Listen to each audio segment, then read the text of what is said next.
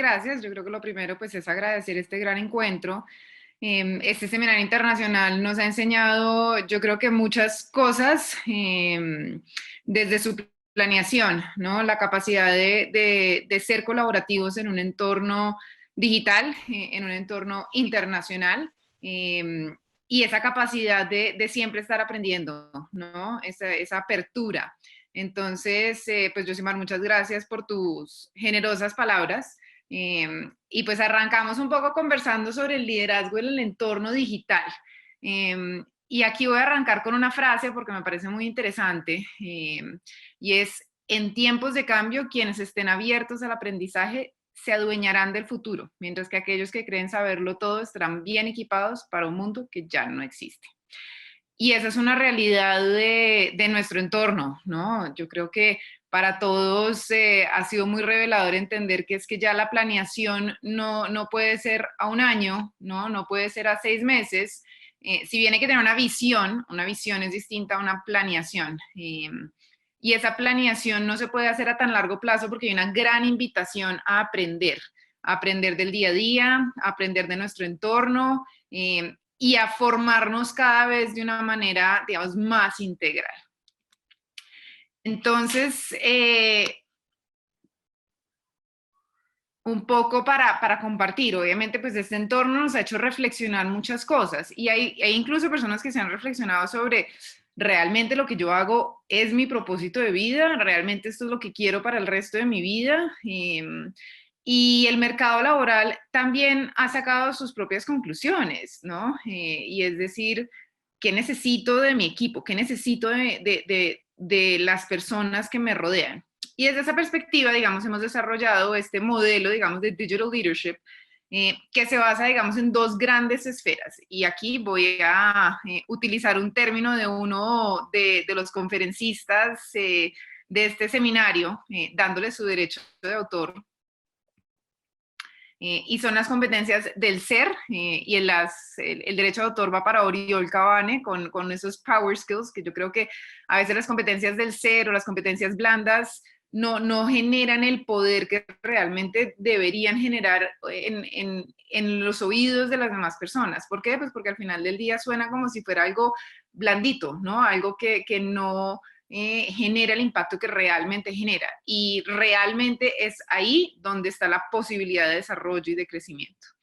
Dentro de esos power skills, hoy el entorno laboral, ¿qué necesita? Necesita inteligencia emocional, y ya sobre cada una de estas vamos a entrar mucho más en detalle. Necesita empatía, necesita automotivación y necesita determinación. ¿Listos?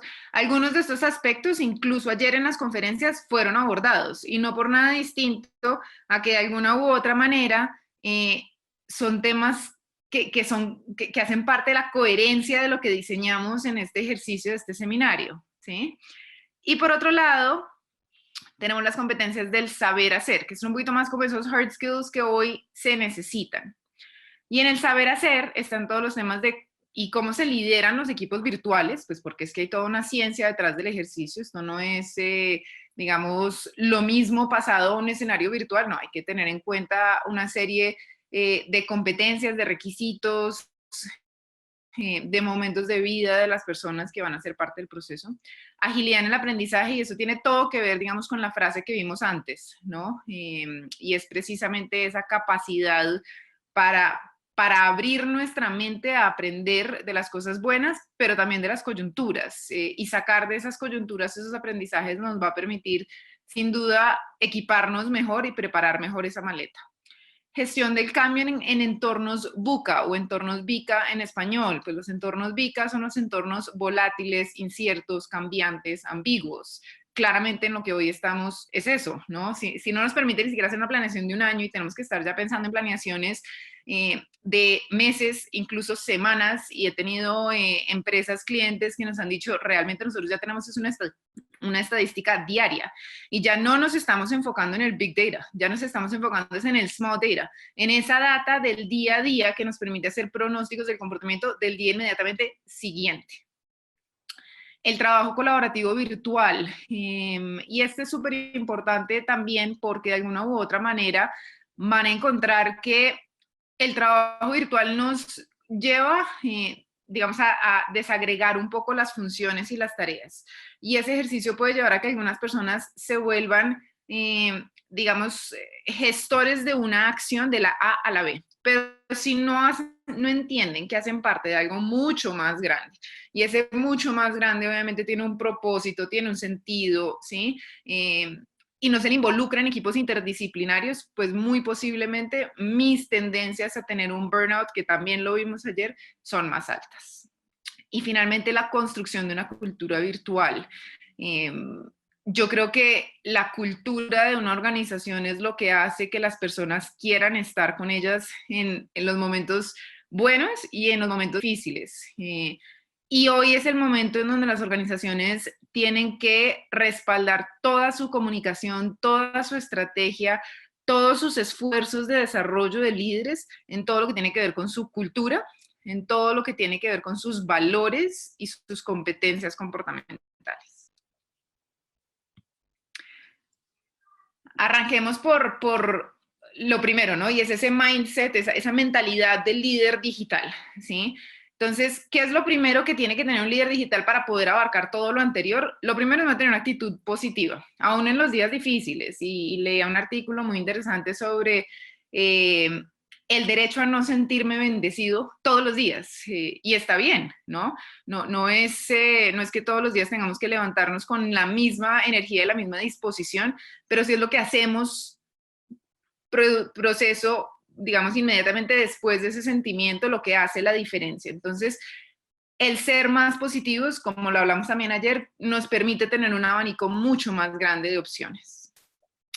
Ver la oportunidad de aprender dentro de cada situación. Y es que hay quienes tienen que transitar por una vía pavimentada y hay otros quienes tenemos que transitar por una vía despavimentada. Y obligarnos a salir de nuestra zona de confort nos lleva a tener nuevas vivencias y nuevos aprendizajes. Como nunca lo hemos vivido antes, es súper importante ser receptivos y abiertos a los demás. E incluso yo creo que uno de los grandes ejemplos que hemos tenido han sido los gobiernos, ¿no? Ningún gobierno ha salido, bueno, casi ningún gobierno ha salido con unas posiciones demasiado fuertes, con verdades reveladas, sino que casi que todos están diciendo, estamos tomando decisiones sobre la marcha y en la medida que vayamos viendo vamos tomando correctivos, ¿no? Entonces vamos definiendo si este confinamiento es absolutamente restrictivo, si vamos a empezar a permitir algunas actividades, si esa actividad repuntea en el número de contagios, entonces tenemos que acortar las velas otra vez. Entonces es un ejercicio en donde todos estamos aprendiendo y en donde tenemos que ser suficientemente humildes como para poder desarrollar ese proceso como de escucha. Y en línea con lo anterior es no tener esa actitud defensiva. ¿Por qué? Porque es que la actitud defensiva es la actitud de una persona que finalmente tiene la verdad revelada y que siente que esa postura es una definitiva. Y hoy no hay nada que sea definitivo. Y eso hace parte de estar en un mundo tan cambiante y tan incierto. Entonces, hay que tener la posibilidad de cambiar de postura sin querer decir que la persona erró, simplemente tomó la mejor decisión. Y yo creo que todos estamos tratando de hacer lo mejor que podemos con las situaciones y con las condiciones que tenemos. Entonces, tenemos que también estar abiertos a cambiar de postura pensando en el bien general y no en el bien particular. Y finalmente, un líder digital se adapta al cambio, porque esa va a ser una constante en nuestras vidas. Ahora, para meternos de lleno con estos power skills y nuevamente gracias a Oriol por este término que me ha parecido tan magnífico. Empecemos por la primera, que es inteligencia emocional. Entonces, la inteligencia emocional finalmente es esa capacidad no solamente de entender mis emociones, sino también de administrarlas. Yo creo que muchos de ustedes quizás ya conocen qué es, pero finalmente es la competencia que marca la diferencia entre un líder y un gran líder. Yo creo que obviamente en la medida que arrancamos nuestra carrera profesional, dependemos un poco más de esas competencias técnicas, de ese conocimiento específico que vamos creciendo dentro de nuestra carrera de sendero profesional, vamos dependiendo un poco más de nuestras habilidades y de nuestros power skills, de esas competencias, y una de las competencias más importantes, sea en este o en otro entorno, es la inteligencia emocional.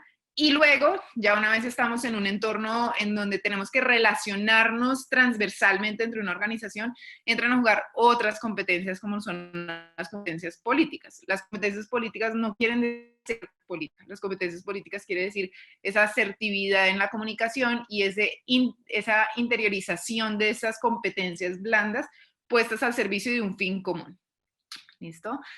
Cuando hablamos de inteligencia emocional, hablamos de dos componentes. Uno, la interpersonal, y esa es migo conmigo, y eso es cómo yo entiendo mis emociones y cómo las administro. Y voy a hacer referencia nuevamente a ese aparte del derecho a no sentirme bendecido, ¿no? Todos los días. Y es porque yo tengo que ser consciente de que habrán días en donde me siento súper poderoso y que esto no me va a parar y que en cambio esto me va a transformar, y habrán otros días en donde realmente me cuesta trabajo pararme a la cama. Y eso está bien, lo importante es saberlo administrar. Es qué hago yo con esas emociones inmediatamente después. Y es esa capacidad que tenemos los seres humanos, ¿no? De racionalizar a la toma de decisiones.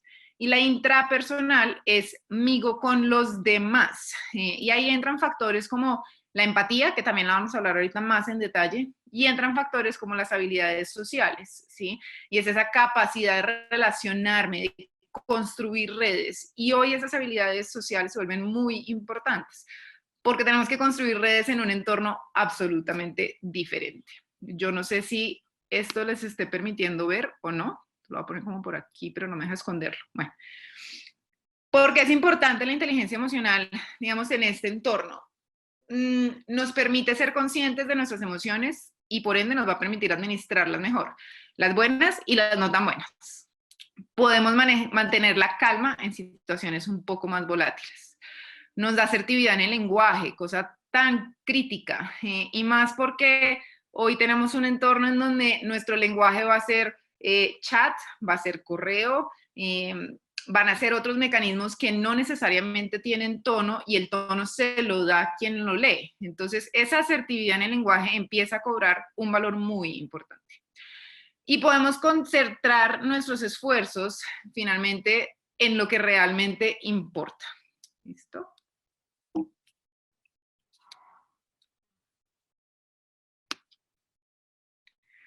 Entonces, la inteligencia emocional y su aporte en la actual coyuntura, lo que hablábamos ahorita, el tema del balance interno y personal, eso nos va a permitir, si yo sé quién soy, si yo sé cómo son mis emociones y las puedo administrar, me permite saber quién soy a pesar de la turbulencia. Me permite también interpretar el entorno, ¿sí?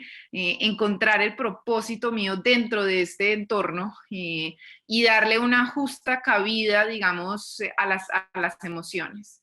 Y tomar decisiones sin dejarnos llevar por las emociones. Y es ese balance al final del día y, digamos, esa fortaleza que tenemos de poder racionalizar lo que hacemos y no ser absolutamente instintivos. Entonces, la inteligencia emocional nos lleva, digamos, a poder hacer ese tipo de cosas. ¿Cómo se ejercita? ¿No? Entendiendo que el cambio es una constante, tenemos que aprender a sumergirnos en situaciones sin perder el control. Entonces, la primera forma de ejercitarlo es la respiración. ¿Sí?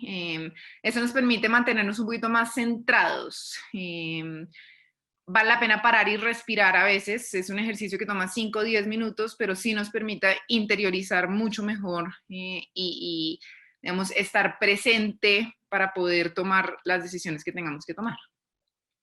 Acentuar lo positivo, y lo hemos hablado antes y se ha hablado antes en este mismo seminario, buscar lo positivo. Eso en cualquier coyuntura nos ayuda, y acentuar lo positivo además hace que las otras personas que nos rodean quieran estar con nosotros. Yo creo que a nadie le gusta estar con una persona que desde que se levanta arrastra los pies y el día está feo y el tráfico va a estar pesado, y las cosas no van a salir tan bien hoy y qué pereza, ¿no? Yo creo que a todos nos gusta rodearnos de esas personas que son un poquito más energéticas, un poquito más positivas. Tratemos de ser eso para nuestros equipos en este entorno y en la vida en general.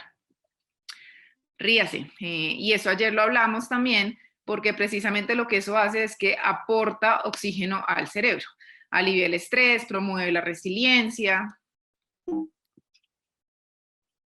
y ejercite la empatía. Y esto va a ser un ejercicio súper importante para los líderes que necesitan desarrollar esa capacidad, digamos, de ser empáticos con su equipo, de entender sus emociones. Y ya vamos a hablar un poquito más detenidamente sobre lo que precisamente es la empatía. Perdón si esto los está molestando, no sé realmente cómo esconder esto, entonces mientras que no lo sepa esconder, hacer acá. Ahí, súper. Finalmente, ¿qué es la empatía? La empatía es la capacidad de ponerse en la piel del otro, pero no solamente es ponerme en los zapatos del otro, sino realmente entender sus pensamientos y preocuparme por sus emociones. Hay diferentes tipos de empatía, ¿sí? Hay tres realmente. Está la empatía cognitiva, que es cuando yo entiendo cómo piensa la otra persona, cómo procesa la otra persona. Está la empatía emocional y es cuando yo soy capaz de sentir sintonía, digamos, con lo que siente la otra persona, y eso es muy importante para los líderes porque en la medida en que yo como colaborador siento que esa sintonía, se da la posibilidad que yo me abra un poco más y comparta más información. Y está el interés empático, que es aquel que nos permite entender y sentir lo del otro sin asumirlo como propio. Y eso quiere decir que yo tengo que tener la capacidad de tener una escucha activa. No siempre tengo que tener una respuesta, porque yo creo que muchas personas ni siquiera están esperando que quien interactúa tenga la respuesta, es simplemente que tenga una capacidad de interiorizar y de entender.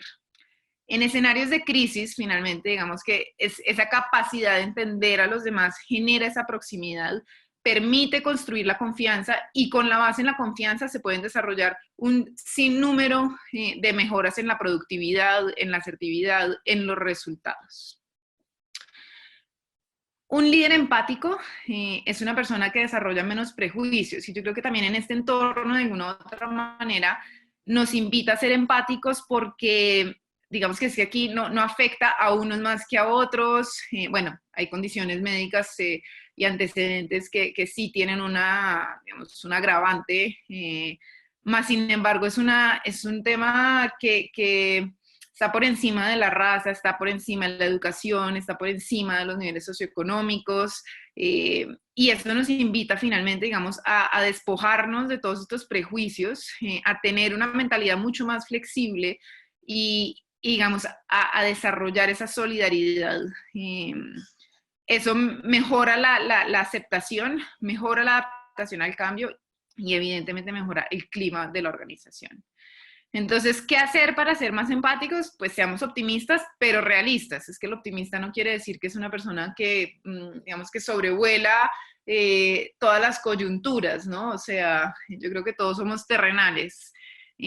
Hay que ser más flexibles y tolerantes, y este entorno nos invita precisamente a eso. Habrá para quienes sea más fácil algunas cosas y para quienes sea más difícil otras. Y yo creo que esta es una invitación muy importante para las organizaciones también, a pensar en el valor, digamos, del balance en las generaciones. Claro, habrán generaciones para quienes movilizarse a este entorno digital sea mucho más fácil, ¿no? En donde el tener esa interacción virtual, esas reuniones desde esas características, pues resulta mucho más fácil, incluso que las mismas personales, ¿no?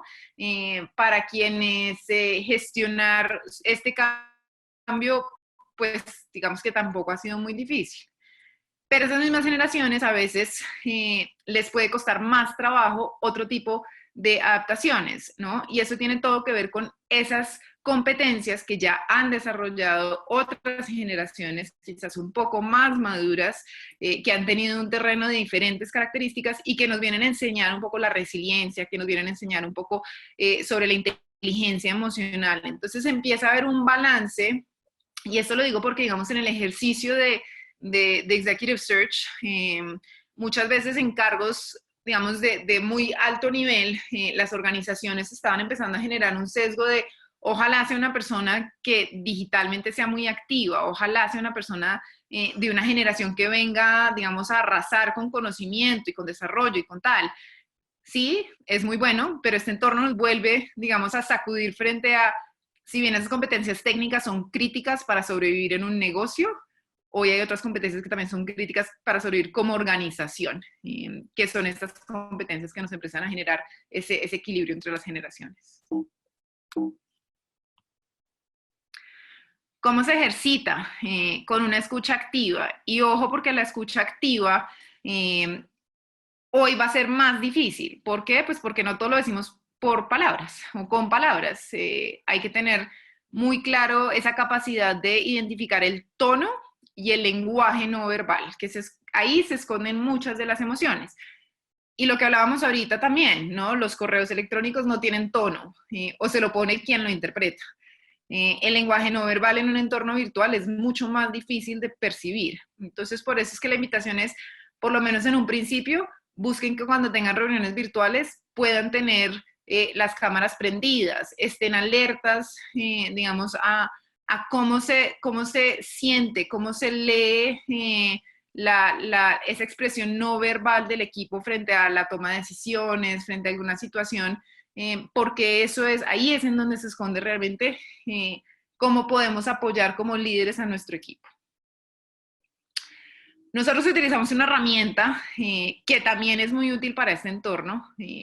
Lo que buscamos es identificar cómo son los integrantes del equipo y adaptar nuestra estrategia a cada una de ellas, ¿sí? O sea, aquí estamos hablando básicamente de una metodología que es la metodología del DISC, ¿sí? Para muchos puede ser muy conocida, para nosotros no tanto. Es una metodología que básicamente lo que busca es tratar de, en cuadridominancias, identificar cómo son los comportamientos, no personalidad, comportamientos de unas personas en ciertas situaciones, ¿sí? Somos seres humanos, somos seres evolutivos y tenemos una capacidad de adaptarnos a nuestro entorno. Entonces, claramente, somos naturalmente una cosa. De alguna u otra manera puede que ese estilo natural se adapte al entorno en el que estemos, pero es importante entender cómo es nuestro equipo para adaptar nuestra estrategia puntual con ellos. Entonces, desde esa perspectiva hablamos de 4 estilos, los voy a resumir súper rápido. Si quieren más profundización sobre esto, hay un montón de literatura muy interesante. Pero básicamente están las personas que son dominantes, que son las personas muy orientadas al resultado, contundentes, firmes, que les gusta ganar, les gusta la competitividad. Hay personas que son influyentes, que les gustan los resultados a través del equipo. Estos son los que naturalmente son optimistas, son extrovertidos, son entusiastas, son animados. Hay personas que son más estables, ¿sí? Que buscan las oportunidades de gana-gana, que son pacientes, que son diplomáticos, son serenos. Les gusta la meritocracia. Y hay personas finalmente que son concienzudos, ¿sí? Que son analíticos, son meticulosos, son sistémicos. Entonces, bajo este contexto, y partiendo de la base de que no somos un solo color, evidentemente somos seres absolutamente complejos y cada uno tendrá su propia amalgama de mezclas de colores, pero si tratamos de identificar rasgos que identifiquen a nuestro equipo, de alguna otra manera vamos a poder ser más asertivos en ese ejercicio de acompañamiento. Entonces puede que una persona que sea, digamos, influyente, ¿no? Entonces muy orientada, digamos, a la cohesión, son estos grandes motivadores, inicialmente se adapte bien y con mucho positivismo a este nuevo entorno, ¿sí? Pero puede tener dificultades en organizar su agenda, puede tener dificultades entonces, como líder, yo tengo que tener la capacidad de acompañarlo en ese proceso. Y puede que emocionalmente, si bien al principio su cúspide es muy alta y al principio es muy positivo, puede que en algún momento necesite un mayor nivel de acompañamiento. Una persona que sea estable, ¿sí? Es una persona que necesita ciertas conductas, que necesita. Entonces a ellos les gusta tener su rutina, ¿sí? Les genera esa tranquilidad, les genera la tranquilidad de tener un dinamismo. Entonces, si yo reconozco que alguien en mi equipo tiene esa característica y necesita de alguna u otra manera, digamos, ese acompañamiento un poquito más de cerca, pues busco acercarme a él o a ella, ¿sí?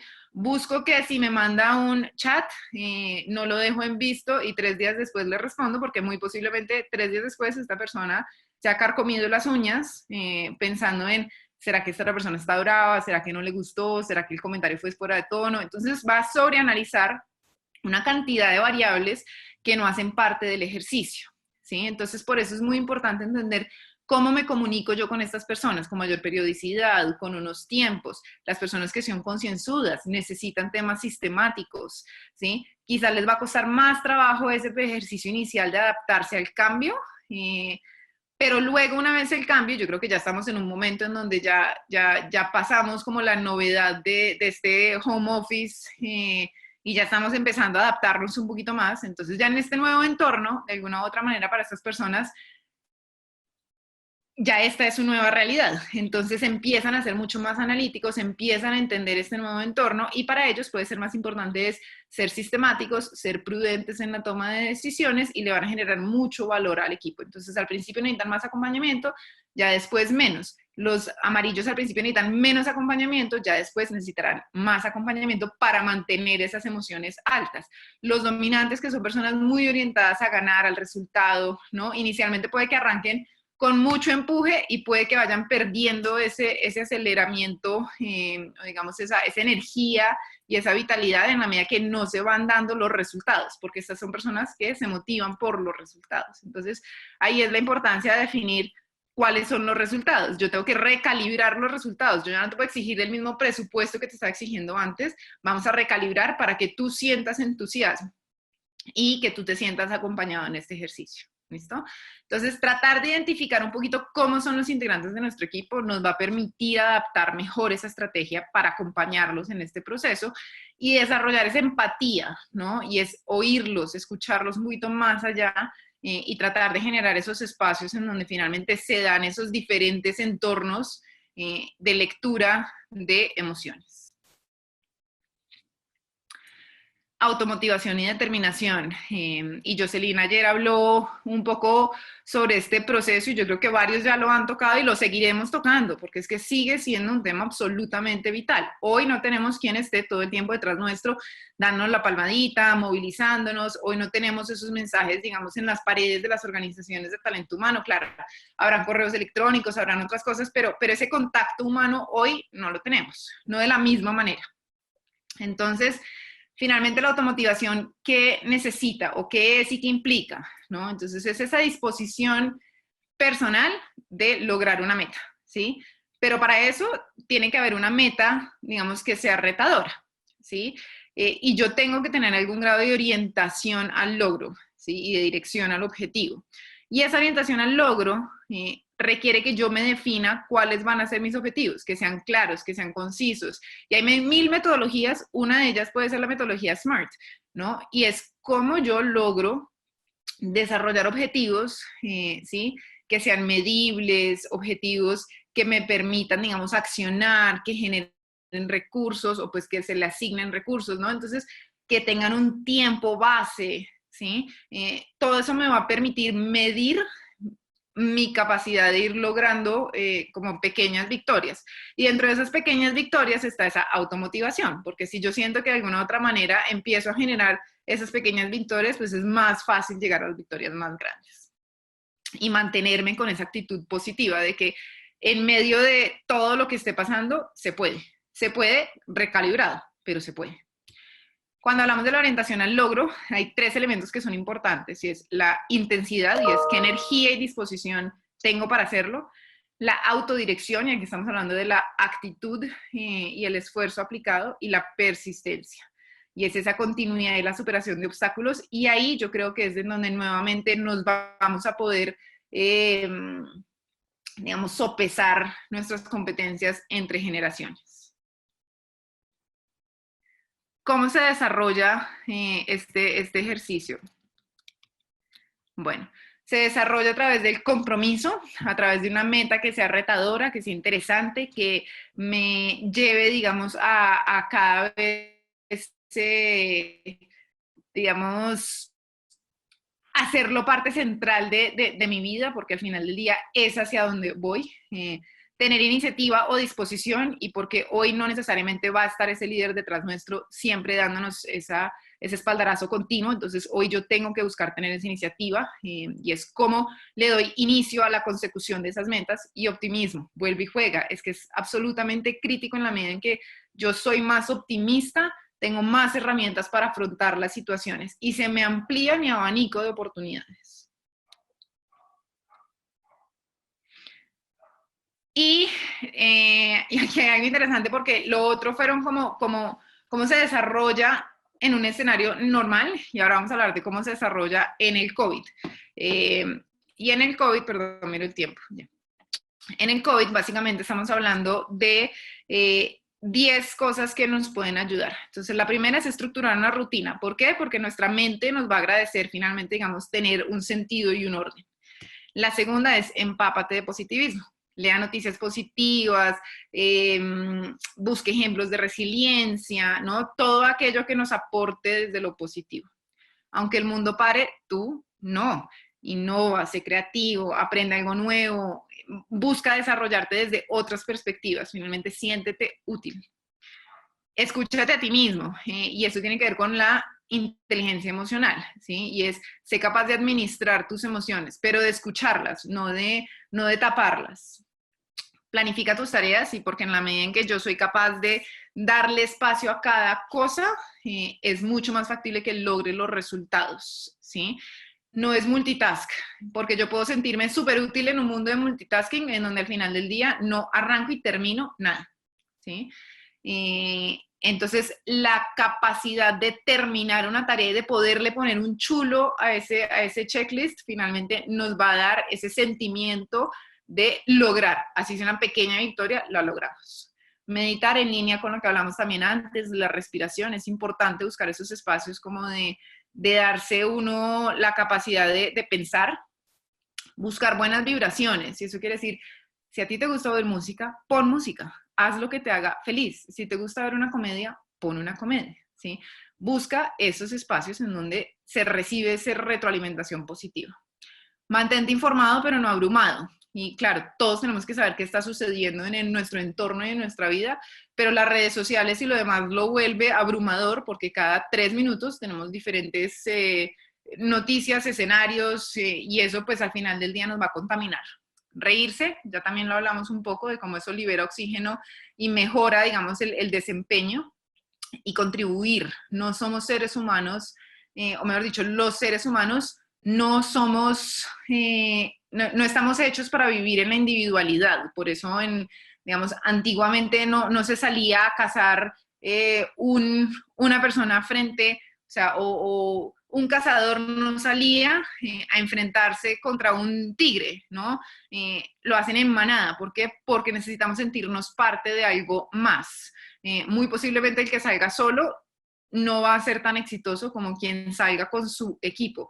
Y realmente la sensación de contribuir es cuando yo sé que contribuyo a que los demás puedan hacer más.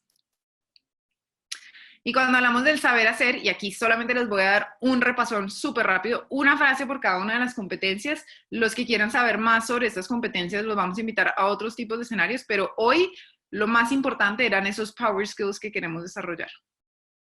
Entonces, en el saber hacer, habíamos hablado de liderar equipos virtuales. Entonces, es crítico establecer ritmos, planear y generar cohesión. Generar cohesión quiere decir que también me tengo que poder divertir.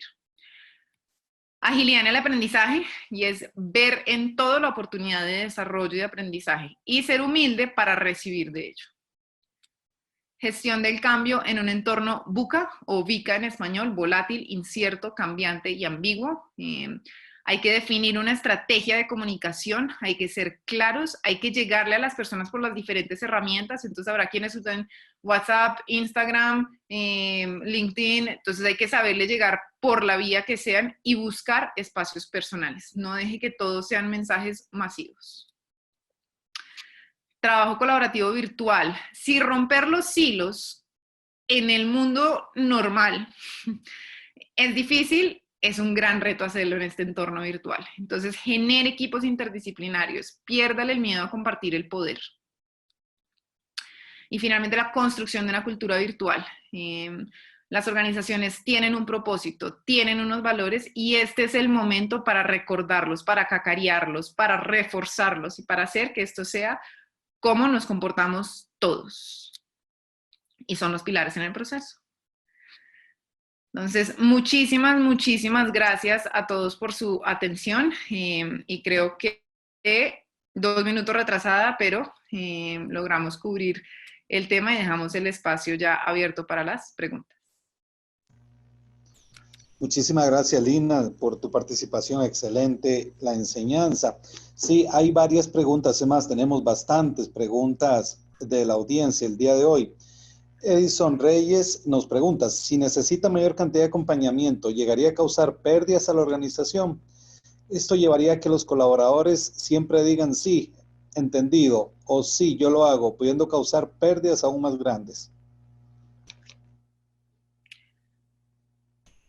No entendí la pregunta, es una pregunta o era una afirmación. Es es una pregunta básicamente que si el mayor acompañamiento puede causar pérdidas a la organización. No, y te lo resuelvo en el por qué. Porque estamos volviendo a lo más básico y son las relaciones humanas. Y tenemos que reinventarnos esas relaciones humanas en la distancia y eso es un poco a lo que nos lleva a esto, a ser un poquito más creativos. Entonces, si antes no se lograba ese nivel de acompañamiento a las personas, muy posiblemente no generabas ese nivel de engagement con el equipo para que finalmente realmente, y como decimos aquí en Colombia, tuvieran la camiseta puesta. Si yo genero ese acompañamiento, yo genero confianza. Si yo genero confianza, yo genero lealtad y yo genero una orientación hacia el resultado. Puede que en el corto plazo o inmediato plazo sí requiera más tiempo del líder y el líder tiene que estar, digamos, dispuesto a acompañar a su equipo un poquito más de cerca, pero eso redundará necesariamente en unas mejoras, digamos, desde la perspectiva, mejoras entendiendo el entorno, ¿no? Yo no estoy hablando de que vamos ahora a salir a hacer 10 veces el presupuesto, no, pero mejoras frente al desempeño de esa persona. Y finalmente, si tú desvinculas a esa persona buscando una persona de otras características, de alguna otra manera, su curva de aprendizaje va a ser más larga. Entonces, no haces nada haciendo ese ejercicio, mientras que sí haces mucho construyendo cultura, construyendo cercanía. Gracias, Lina. Otra pregunta de Nereida Monilla. ¿Cómo manejar a un grupo de personas con distintas formas de ser con respecto a las pruebas DISC? Es magnífico. De hecho, a eso le deberíamos apuntar siempre, ¿no? Todos los estilos son absolutamente complementarios. Entonces, evidentemente hay muchas mayores dificultades en el relacionamiento entre estilos que sean, digamos, nosotros los llamamos complementarios, ¿no? Pero para muchas personas son los antagónicos, ¿sí? Entonces, eso quiere decir, claro, una persona, y te voy a poner el ejemplo puntual para una situación